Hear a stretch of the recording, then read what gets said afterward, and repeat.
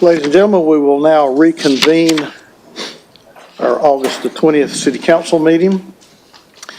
We'll start with ordinances on final reading. These are planning items, and Madam Clerk, if you'll take 7A, C, D, E, F together as a package, we'll read B on its own.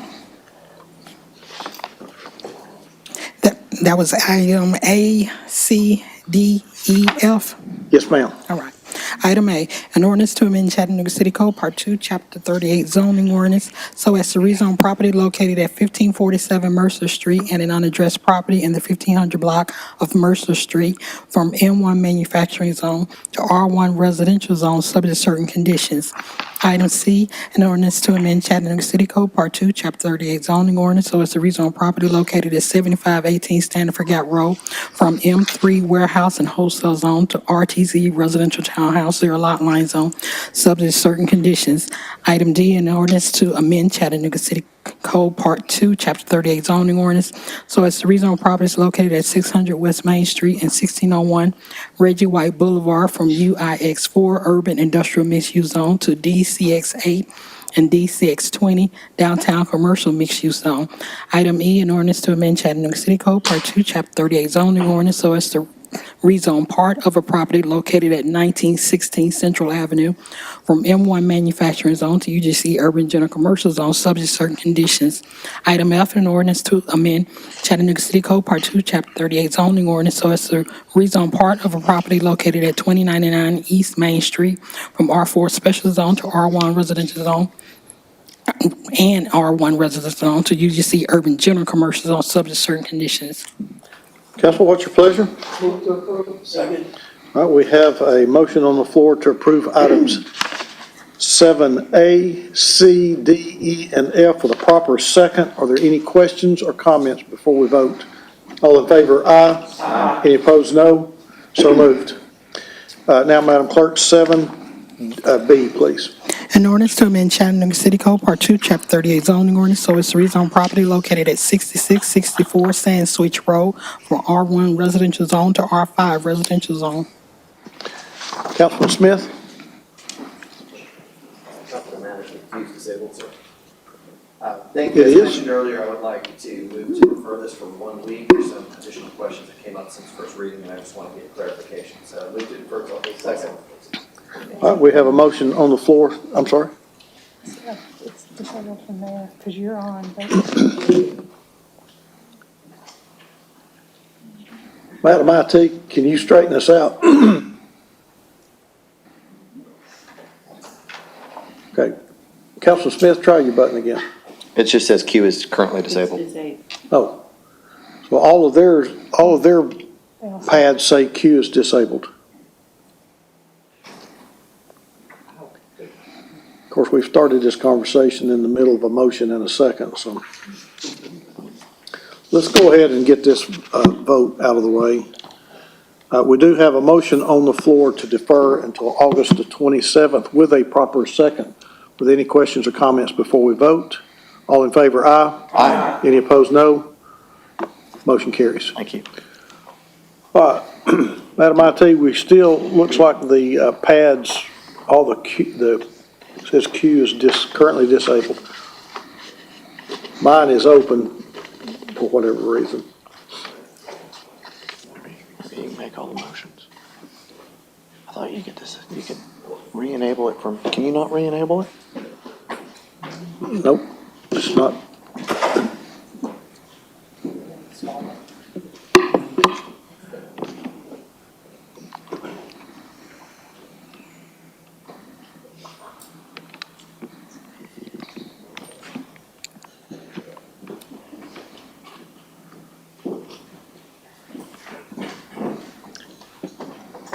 Must be something out there.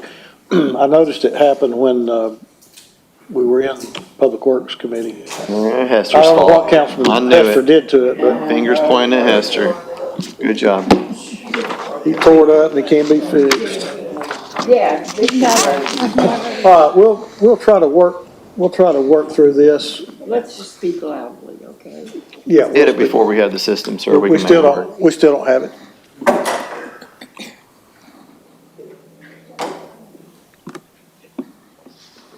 Okay. Moving into ordinances under first reading, Madam Clerk, 8A, please. An ordinance amending Chattanooga City Code, Part 2, Chapter 2, Section 2, 110K, partial payments of property taxes and water quality fees. Move approval? Second. All right, we have a motion on the floor to approve with a proper second. Questions or comments before we vote? All in favor, aye. Aye. Any opposed, no. Motion carries. All right, moving into wastewater, Madam Clerk, 8B, please. An ordinance closing and abandoning a sanitary sewer easement beginning northeast 9 feet from MH number S145F007 to S145C004, 226 feet, from S145F004 to S145C158, 41 feet, and from S145C004 to S145C003, 31 feet, for a total of 298 feet. Tax map numbers 145, FA 002, 003, and 004 is detailed on the attached maps, subject to certain conditions. Councilwoman Dotley, this is in your district? Move to approve? Second. All right, we have a motion on the floor to approve with a proper second. Questions or comments before we vote? All in favor, aye. Aye. Any opposed, no. The ayes have it.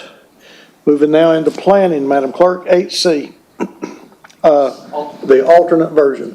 Yes. An ordinance to amend Chattanooga City Code, Part 2, Chapter 38, zoning ordinance so as to rezone part of a property located at 7437 Shallowford Road from R1 residential zone to RTZ residential townhouse or lot line zone, subject to certain conditions. Case number 2024-0108, is the applicant present? Okay, thank you. Is there any opposition present? Councilman Ledford, this is in your district?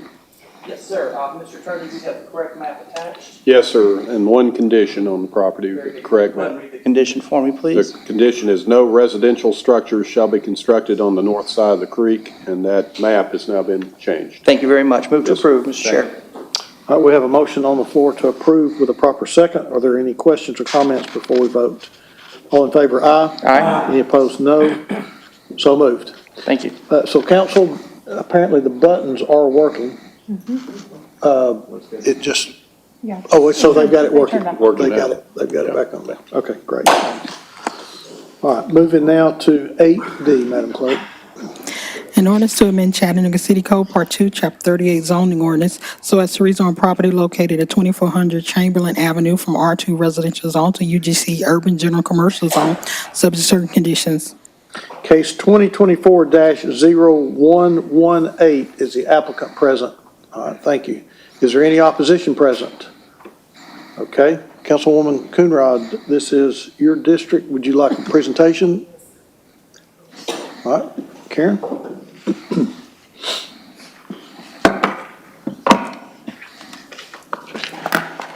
We did cover this last week also. I will touch briefly on a couple points that came up last week regarding the plan recommendations and number of units. So the request is to rezone UGC to build 7 units at this location. I think it came up a couple times. This is cross or catty corner at the intersection from the Boys and Girls Club. So 0.15 acres with 7 units, that's 47 dwelling units an acre. There's an RTZ zone to the east and a UGC zone to the southeast. And both of those had conditions. I did mention this last time. The 2015 case shown on this, the 2015 case shown on the screen does have a maximum of 5 detached single-family residential units. That was before the Area 3 River to Ridge Plan was completed. The 2021 case to the southeast has a condition including maximum of 4 townhomes, and that's 4 units on 0.22 acres is 18 dwelling units an acre. So it's surrounded by generally single-unit residential, and again, across the street from the Boys and Girls Club. Staff generally for this urban residential zone, which is the designation in the historic River to Ridge Plan, the urban residential place type is described as having a development pattern that includes a range of housing types, including single-family detached, single-family attached, accessory dwelling units, and cottage courts. And the cottage courts have a maximum of 8 units. And then I just pulled up the plan to make sure that, just to double check that, and the primary uses in the plan it clarifies single-family detached accessory dwelling units and 2 to 4 units per lot, including that cottage court. So staff has been veering towards the RTZ zone to implement the recommendations, but in this case, lot frontage and lot size was too small, so the RTZ zone wasn't working. So staff did recommend the UGC zone. The applicant had already proposed the residential use only condition, a maximum height of 3 stories. Staff did recommend moving this forward. And then to implement the plan, staff recommended the maximum of 4 residential units. The plan does support secondary uses of multifamily buildings of 5 to 12 residential units per lot if you meet the secondary use criteria, and we did not review those as part of the staff recommendation. So there was an opposition present at Planning Commission. Planning Commission did recommend approving the request as requested, so UGC with residential use only, a maximum building height of 3 stories or 40 feet. All right, any questions, Karen, Councilwoman? Okay. All right, the applicant will have a total of 9 minutes, 7 minutes with a 2-minute rebuttal, and then the opposition will have a total of time, 9 minutes. Great, thank you. Good evening. My name is Alan Jones with Stone Creek Consulting. So part of the Councilwoman Coonrod's request last week was to defer 1 week so we could have an opportunity to continue to engage with the community. Just to reiterate, we did have a neighborhood association meeting in July, and we've had signs posted on the site since May. So I was able to talk with Jeremiah, who is the new neighborhood association president, and his response was, I want to be able to get more feedback from the community, because this is, in his words, I think, too many units that we're trying to look at putting on this site. So over the weekend, really from kind of Thursday through today, 4 different posts were made on the Neighborhood Association website or on Facebook page. And if you look at all of the feedback, about 4 people responded in favor of it, and I think 1, maybe 2 responded not in favor of this proposal. There was a video that I think a gentleman named John came up here and spoke last week after I had stepped away, just kind of talking in favor of higher density in the urban fabric. There were over 300 views on that video, and I think maybe 3 people responded. And I know Councilwoman Coonrod did went around the neighborhood today, and I'll let her speak to what her findings were on that. But in general, the one comment that I heard in general that was a concern was parking. And if you look at parking in this community, we have very wide streets that are underutilized. Some of the comments that I've heard from neighbors is that people speed down these streets. The city has made financial investments throughout the city to slow traffic down by making roads narrower and trying to do traffic calming devices. One of the best ways to slow traffic down in a neighborhood is to have on-street parking available. So, from my perspective, and talking and looking at the community responses, it's either indifferent or they're in favor of it. Yes, there's always going to be a handful of people that are going to be opposed to projects. But I think this is something that Ridgedale in general, I think, would be supportive of. I would like to actually yield the rest of my time to one of the residents that has been very excited about this project, that lives in Ridgedale, a couple blocks from here. So if you don't mind, I'd like to yield the rest of my time to him. So just to be clear, you got about 4 minutes left. We put 9 minutes up to begin with, but come ahead. My name's Kurt Mardig. I live at the corner of Willow and Bailey, so I think about 3 blocks away from here, so I'm very familiar with the site, and I'm very familiar with the kind of fabric of the neighborhood. I fully support this project, and I emailed Ms. Coonrod last week about it, expressing that support. I think this is kind of development we'd like to see more of in a neighborhood. I think it's fantastic in terms of bringing more people in. It's more people walking to local cafes, parks, and playgrounds. It's generally just more people out and about, which will be good for public safety. I think probably the thing that I care about the most is what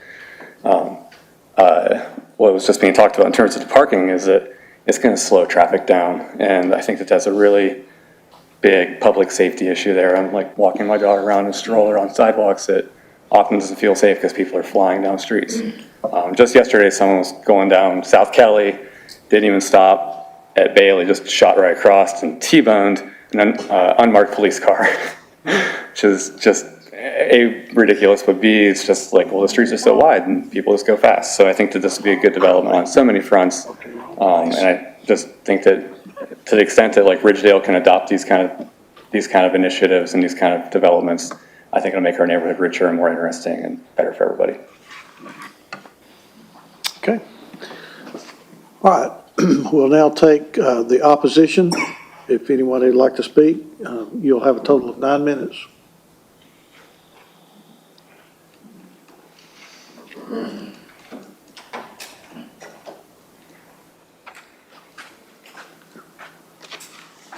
Okay, thank you. I'll try not to use all 9 minutes. I wrote my notes down, so I'll stay on track. I do want to start just quickly by saying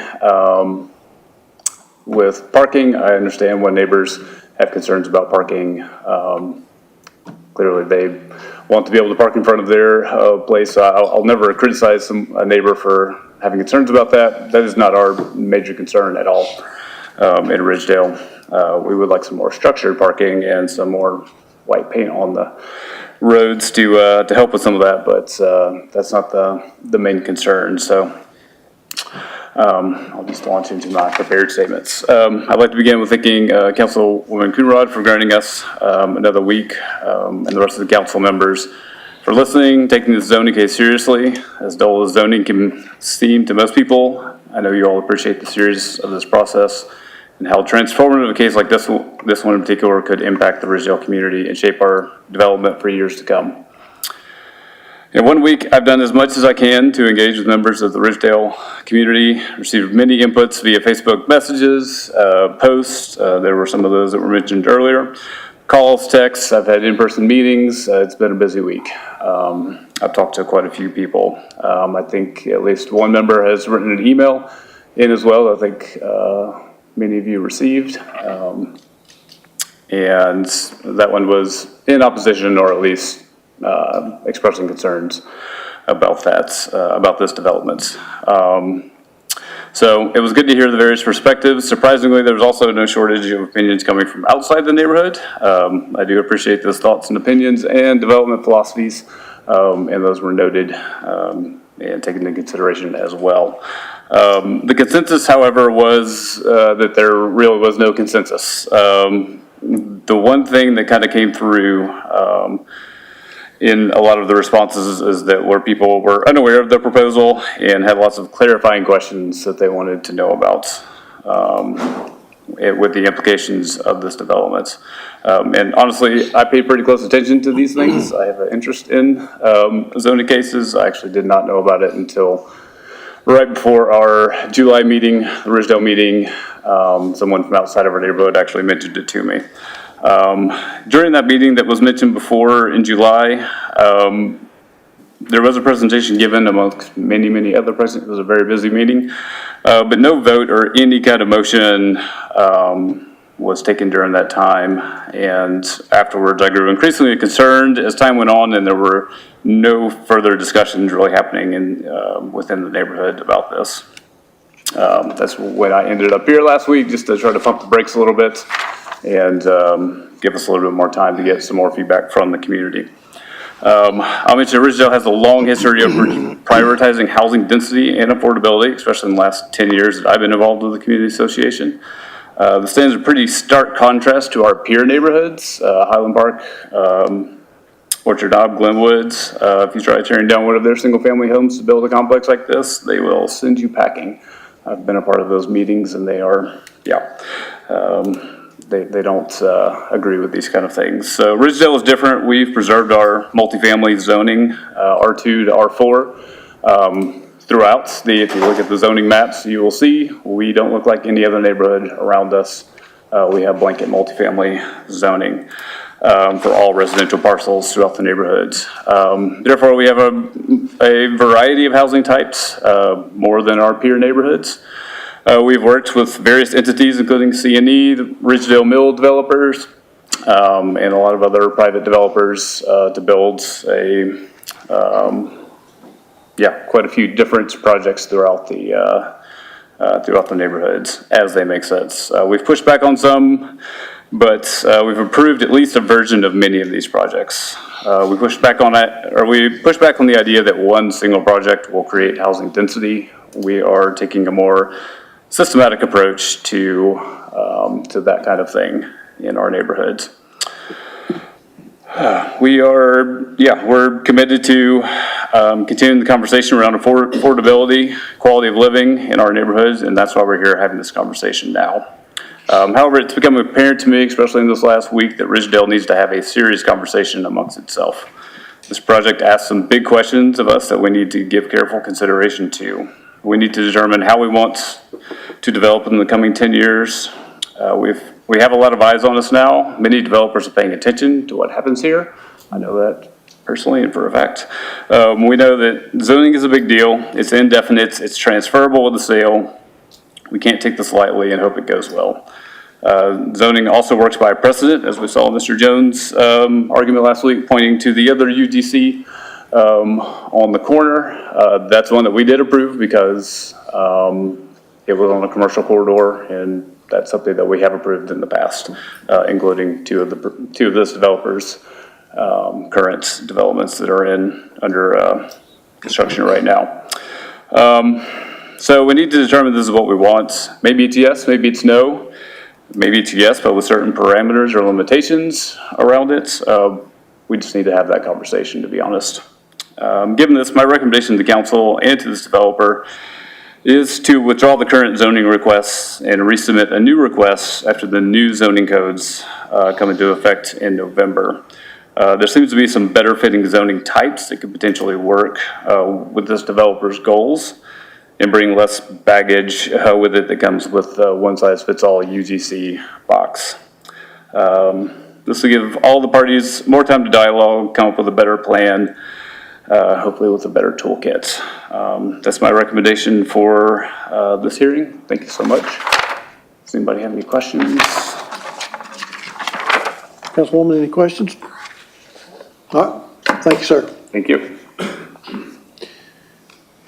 Mr. Jones, you have a 2-minute rebuttal, sir. I think I'll just defer any questions to City Council at this point, because to me, it sounds like the community does not have a strong opinion one way or the other. And I know there's definitely been residents in support of this. And I've done plenty of rezoning cases that if a community doesn't want something, they show up in force. And we've had, I think, 2 that show up in opposition, which is, I respect their opinions, and I do. But Ridgedale has historically been a place that likes to look at a varied assortment of housing types and an eclectic style of housing types. One thing I did talk with Councilman Coonrod over the past couple of days is looking at maybe we look at reducing the building height, because our RPA's recommendation and Planning Commission's recommendation, I think it was 3 stories and 40 feet. That honestly is out of context to this neighborhood. So we are willing to concede and drop that condition down to a 2-story maximum building height to fit better within the neighborhood context. Okay. Any questions from the council for Mr. Jones at this time? I'm not seeing any, sir. Thank you. Thank you. Councilwoman Coonrod. Thank you, Joe. You want to hit your line for me? Huh? There we go. Now. You should be live. Working. Okay, thank you, Chair. Thank you, Jeremiah, for coming up and voicing your concerns. Here's where I land. A lot of times we forget to ask the people who are immediately affected by the project. I know Mr. Tim, he came, but in this, I had the opportunity to go out and talk to several people that's in the vicinity of the area. And it was alarming what I found as I knocked on. It was 28 houses that was in this range from the back of the project, the front of the project, the sides, and in front of it. 25 houses, 3 multifamily apartments. Only 10 homeowners that actually live in the houses in this area. 4 condemnable properties right now. They're just sitting there dilapidated. And there's 2 group home settings that deal with individuals that suffer from mental health conditions. In this, just in the radius that I was able to capture. And what was interesting to me is that it was language barriers. So a couple of people, doors that I knocked on, they couldn't even speak English. So the 10 homeowners, the ones that actually lived there, were the ones who received the paperwork from RPA. So we have to do a better job in including the renters that live there too, or making sure that the landlords, the owners of the property, are actually passing on the information. Because we're expecting for the neighborhood association person who does this work for free to say, we're gonna go knock on 1,000 doors in Ridgedale, from Macaulay all the way back to Main Street, to capture every single person who live in this neighborhood, their thoughts about a rezoning. And a lot of people just don't have the disposable time to do that.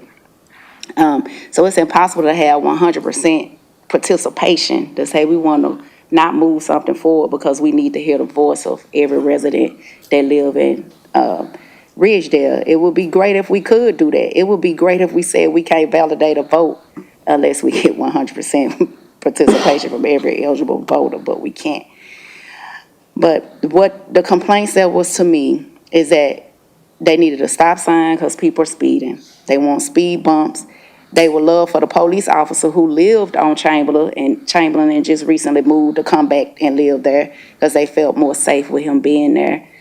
They was really excited somebody purchased it and could tear this building down because homeless people have been living in this house.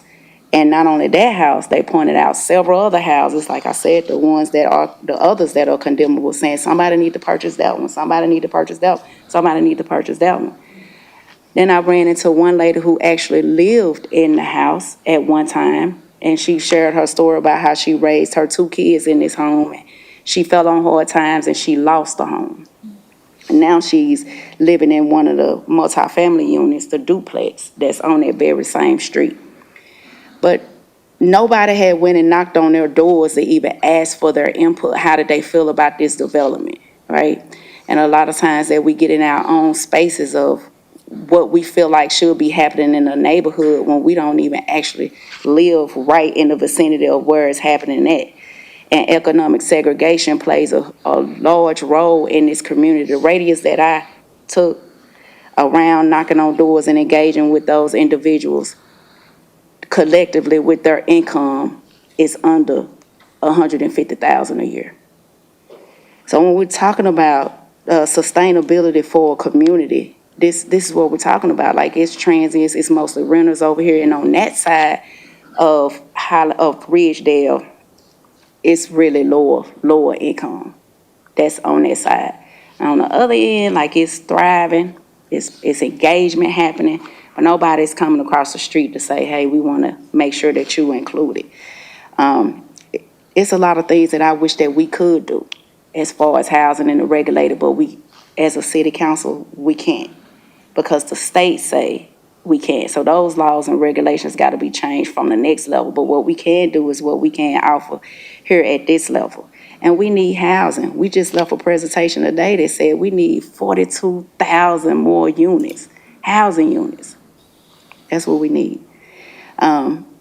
So today, I've done listened to both sides and concerns, but the voices of the people that I heard from today, they're for it. They want to support it.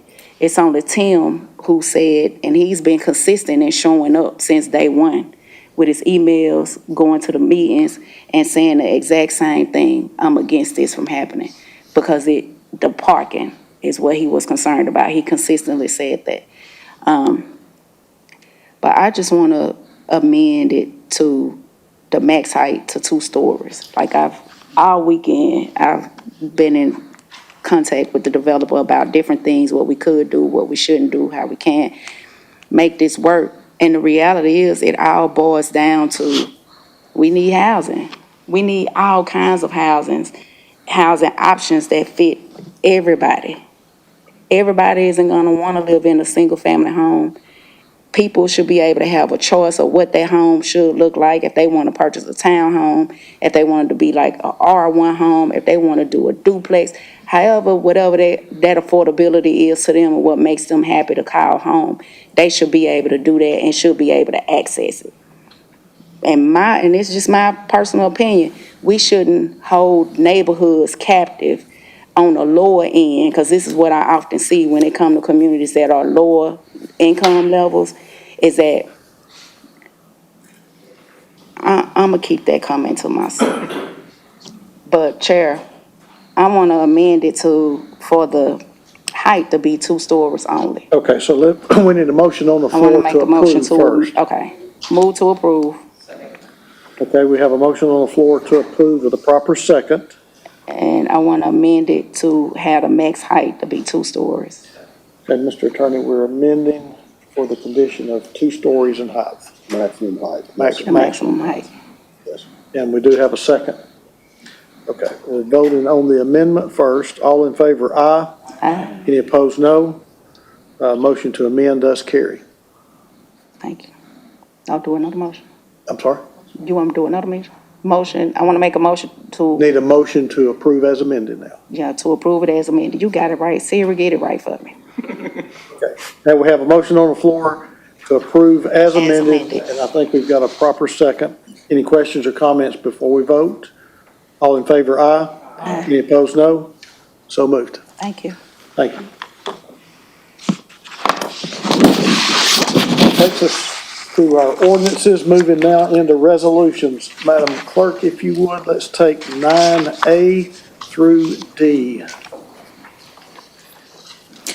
Item A, a resolution confirming Mayor Kelly's appointment of Zach Ashley to the Beer Board for a term beginning on August 21, 2024, and ending on August 20, 2027. Item B, a resolution confirming Mayor Kelly's reappointment of Marcia Rudolph to the Community Advisory Committee, Region 6, Bushtown, Glenwood, for a term beginning on August 21, 2024, ending on August 20, 2025. Item C, a resolution confirming Mayor Kelly's appointment of Colin Thole to the General Pension Board of Trustees for a term beginning on August 21, 2024, and ending on August 20, 2029. Item D, a resolution confirming Mayor Kelly's reappointment of Valerie Smith to the Public Art Commission for a term beginning on July 26, 2024, ending on July 25, 2025. All right, we have a motion on the floor to approve items 9A through D with a proper second. Are there any questions or comments before we vote? All in favor, aye. Aye. Any opposed, no. Ayes have it.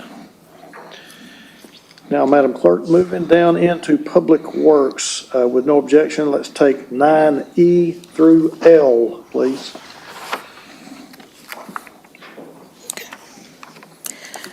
Item E, a resolution authorizing the administrator for the Department of Public Works to execute change order number 1 for Dartmouth Basin Drainage Improvement Plans, contract number S20004100 with WSP USA Environment and Infrastructure Solutions, Inc., to add survey services for an increased amount of $178,845 for a revised total amount of $677,719.50. Item F, a resolution authorizing the administrator for the Department of Public Works to execute contract number R230141101 Riverfront Electrical Compliance with Maffitt Loftus Engineering LLC for professional services in the amount of $58,370. Item G, a resolution authorizing the appointment of Tiffany Minay as a special commissioned police officer unarmed for the city of Chattanooga Parking Authority to perform duties expressly limited to the performance of the duties in the position of parking ambassador.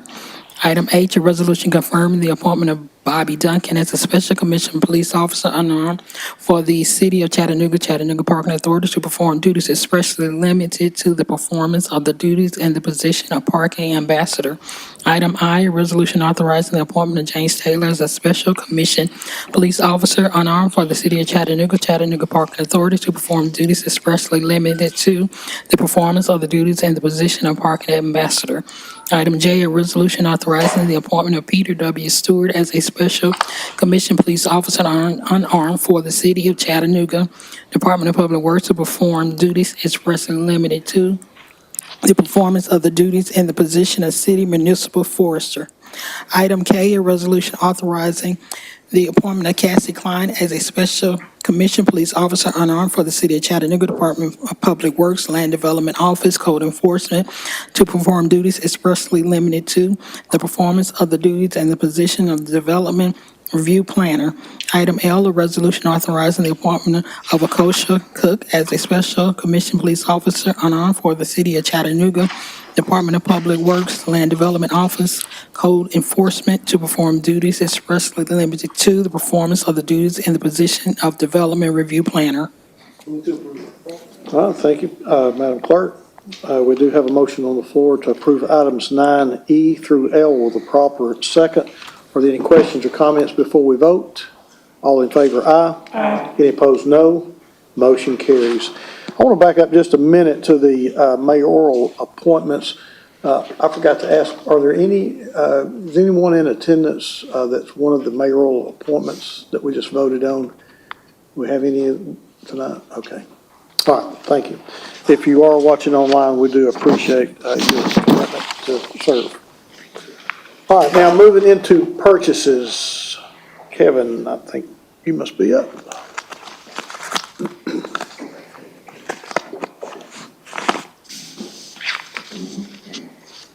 Good evening, council. We have 6 purchases recommended for approval tonight and 1 sole source purchase to report. The first 2 purchase recommendations are for the Fleet Management Division of Public Works. The first is a year 3 renewal of the contract with CMI Equipment Sales Incorporated for OEM parts and service on a Peterson knuckle boom loader. The new annual spend will be $160,000, which represents a 5% increase that was requested by the supplier due to market conditions and approved by Fleet Management. Next, we have a request to increase the existing purchase order with Blue One Energy Equipment by $38,449 for the installation of the above-ground fueling station at the Wood Recycling Center. This increase is due to the need for additional equipment and would bring the total cost for the installation to $286,121. This purchase will be using Sourcewell contract number 092920. Technology Services has 1 new blanket contract for your consideration. It's a 5-year renewal with Leads Online for their Power Plus Investigation System Service Package for the Chattanooga Police Department. The total cost of the contract over the 5-year period will be $160,621. This is a sole source due to Leads Online's Power Plus Investigation software, which is used by pawn shops across the United States for sale registration and theft detection of any item pawned. CPD subscribes to this product to help locate stolen items related to the theft cases reported across the city of Chattanooga. CPD has used the software since 2010, and in 2024 alone, it helped recover over $100,000 of stolen items. Comparable nationwide applications are not available. Finally, Wastewater has 3 purchases recommended for approval. The first is a one-time purchase request with Nashville Office Interiors for $71,829.91 for a cubicle system for the Wastewater Engineering Department, which is out of office space at Moccasin Bend and is moving to the first floor of the DRC. This purchase will utilize the state of Tennessee's contract number SWC 238-64063. Next is a separate one-time purchase request for $96,516.14, also with Nashville Office Interiors for office furniture for the renovated second floor of the wastewater warehouse and for replacement furniture for some offices in the administration department. This purchase would also use the previously mentioned state of Tennessee contract with the vendor. Both of these furniture purchases are being paid for using savings on the warehouse racking capital project, which came in under budget. And lastly, Wastewater is in need of a one-time $64,500 purchase of a Clarivac floating siphon sludge removal assembly from Xylem Water Solutions USA Incorporated. Xylem is the sole manufacturer of this proprietary sludge collecting solution, and no other OEMs, products, or services sufficiently complement existing equipment or meet wastewater requirements. Move approval, sir. Especially the sludge removal. Yeah, we will get that sludge out. All right, we have a motion on the floor with a proper second. Questions or comments before we vote? All in favor, aye. Any opposed, no. Motion carries. And there are no RFPs or emergency purchases, but we do have one sole source purchase by wastewater to report. This was a $43,351.12 payment made on August 2nd to Tennessee One Call 811 system for the 2024 member fee and database maintenance for the Call Before You Dig underground utility service notifications. There's only one vendor in each state for 811 calls and notifications for utility locates, and in the state of Tennessee, Tennessee 811 is that vendor. All right, thank you, sir. All right, we move now to committee reports. Councilwoman Coonrod. You want to hit your light for me? There we go, thank you. No report, but do have a request. Okay. If we can have a community development committee meeting on September the 10th. Yes, ma'am. Thank you. Madam Clerk, would you please make a note, September 10th, we need a community development committee. Thank you, ma'am. Councilwoman Dotley. No report. Oh, sorry, we met today. You're so used to saying that. We have a public safety committee meeting today and a report from the fire department. Okay. All right, thank you. Thank you. Yes, thank you. Councilman Smith? No report, Mr. Chair. Councilman Ledford? No report, sir. Councilman Hester? We did meet today. Thank you. Meet again in 2 weeks, right? In 2 weeks. Thank you. Councilwoman Burrs? No report, sir. Vice Chair Hill? No report. All right, thank you. We now come to the time on our agenda that we recognize persons wishing to address the council this afternoon. If anyone would like to address the council, we ask that you come to the podium. I'm going to ask the attorney if he would read the rules to address the council. Sure. Somebody coming? Yeah, we got to come. Okay. At the end of each council business meeting, the chair will recognize members of the public who wish to address the council, and here's your rules.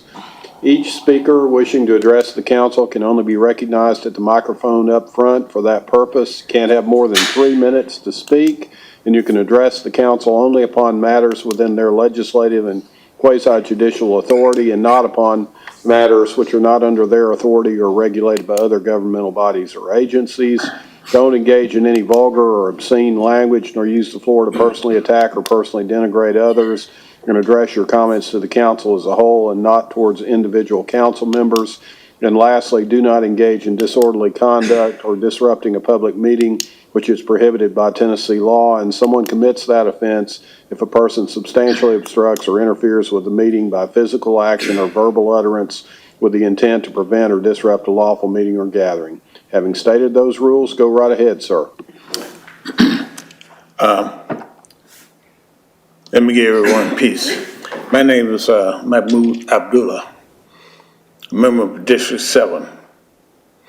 I had my store is closed at 202 West 38th Street.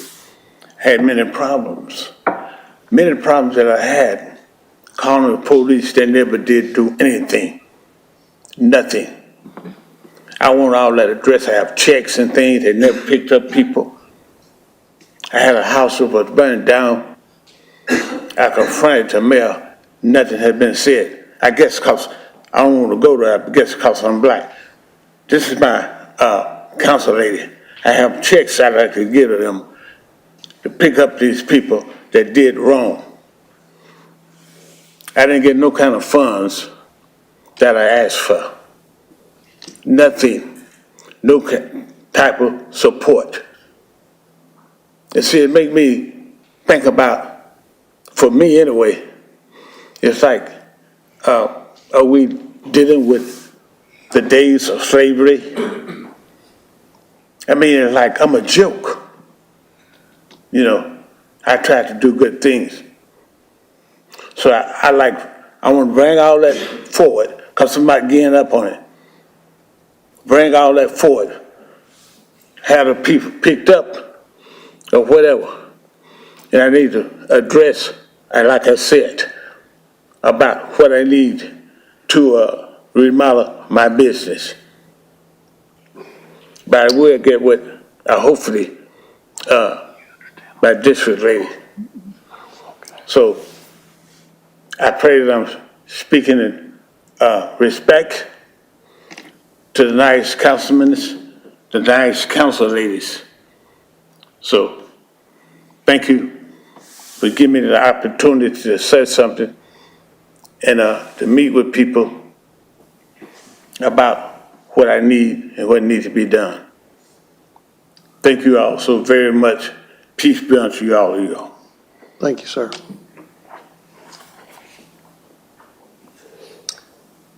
Anyone else that would like to address the council this afternoon? Okay, council, I am not seeing anyone else that would like to address. So moved, we're adjourned.